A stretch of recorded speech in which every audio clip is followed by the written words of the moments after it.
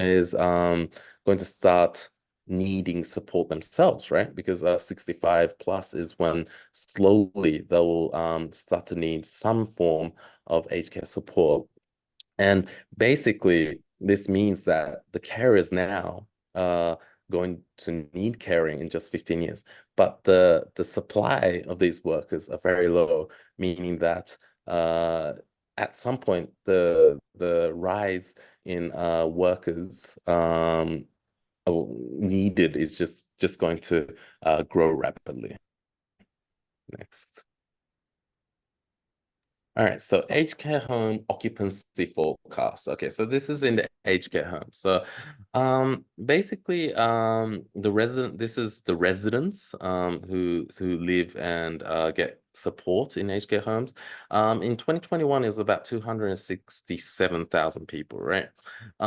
It is expected to grow around 30% in 5 years. So 70, close to 75,000 people will be added just in 5 years. And basically 75,000 people being added means more workers needed. And this is just a trend, a growing trend that's continuing and continuing and continuing. So when we look at the crisis in securing aged care workers, right? So this is a forecast for 2050, but basically a nursing home, right? So we're going to have a shortage of about 330,000 people. In residential care, we're going to have a shortage of about 170,000 people, right? In this report by CEDA, which is the Economic Development Council of Australia in 2021, they found that they will need to add 17,000 care staff per year for the next decade and continuing to adapt to the long-term trends, right? So 17,000 people in a country where we only have 25 million, where the local personnel is not highly interested, right, in working in this sector, basically means that immigration and foreign aged care workers are going to be the main source of supplements in supporting and keeping this sector afloat, right? So when basically I think we can see that that migration is probably the only way that this sector is going to be able to survive. How is this kind of interest by the government for migration being projected, right? So the way that this is currently being projected is that there has been some changes in the immigration policy. Right. So due to the shortage of care workers, new category of care workers has been added to the TSS visa. So TSS is an acronym for temporary skill shortage visa, right? It says temporary, but in most cases, it's not. The many jobs have existed on this temporary skill shortage list, right?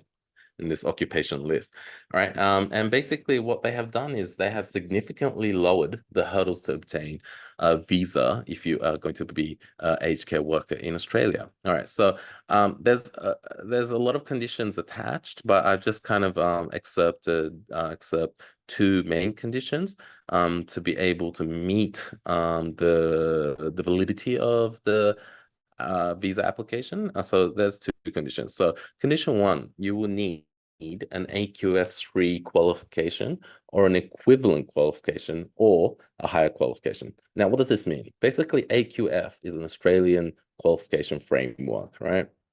And it's basically a level of qualification that Australia has set out.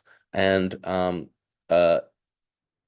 some countries use this framework to teach their courses. They'll be registered under Australia to already have an AQF equivalent course. Some countries, no, not countries, but institutions may not have an AQF qualification, but they will have an equivalent qualification that would be registered with the Australian government. Now, some qualifications have not been are not either registered in equivalency or AQF, and those kind of qualifications need to be checked with the Australian checking authority to see if that meets the standards of Australia. Now, also this says higher qualification. This is looking into such things as nursing qualifications. So nursing qualifications are expected or seen as a qualification that has and met and is higher than the AQF3 qualifications. So if you have a nursing qualifications from a university in another country, in most cases, you meet this requirement. All right. Say if you do not have any qualifications, what can you do? They have a pathway for that, and basically it's you must have efficient work experience in the field. So they say 12 months, but basically, if you have sufficient qualifications and knowledge in this sector, then you will be viable to apply for a visa, right? Condition 2, you have to have an IELTS score of 500 or above, right? So basically, you need to have conversational skills in English that can meet the daily tasks of working in an aged care provider in Australia, right?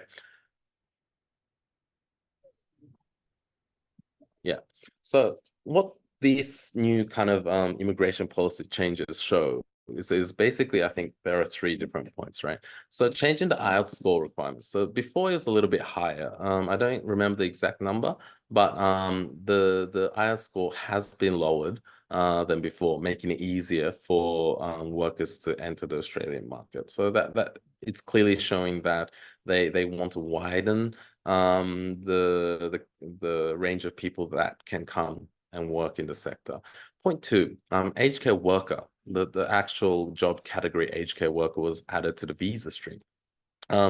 Visa stream, stream is basically kind of like a subcategory for a visa, right? So we have a visa, and then we have a TSS visa, and we have a TSS visa stream A, so visa stream B, right? And basically, they added aged care worker to this visa SAT category.